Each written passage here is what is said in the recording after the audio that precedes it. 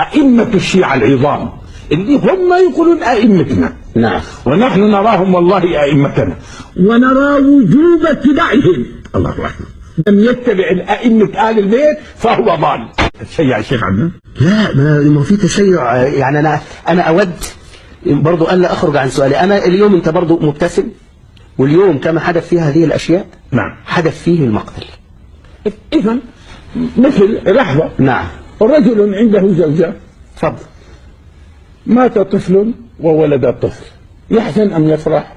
هيفرح لهذا ويحزن على هذا. أحسنت. إذا ليش جبتني أنت جايبني اليوم؟ يقول أنا أراك فرحا، ما رأيتك حزينا. إيه؟ رأيت الفرح وما رأيت الحزن. طيب، الحزن والله من لم يحزن على مقتل الحسين فهو منافق. الله أكبر. نعم. من لا يحزن على الحسين مقتله فهو ضال، ومن رضي بمقتله فهو فاسق وقد يكون كافرا. لا، أنا اليوم يعني في تسجيل علي؟ أيوة في تسجيل. لا، معناها مشكلة. اتفضل.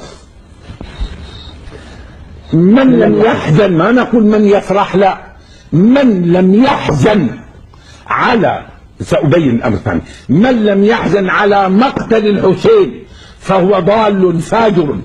أما من فرح إما أن يكون منافقا وقد يحكم عليه بالكفر. الذي يفرح في مقتل الحسين، الذي يفرح لمقتل الحسين، لا، هذا رأي الشيخ عدنان ولا هذا رأي؟ هذا رأي الشريعة.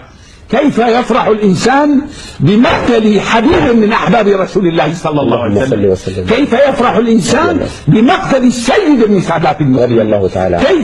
كيف يفرح الإنسان في ذرة إيمان برجل سيد شباب أهل الجنة؟ إذا لماذا لا تجعلون الناس تحزن؟ لماذا لا تخبرون الناس بهذا؟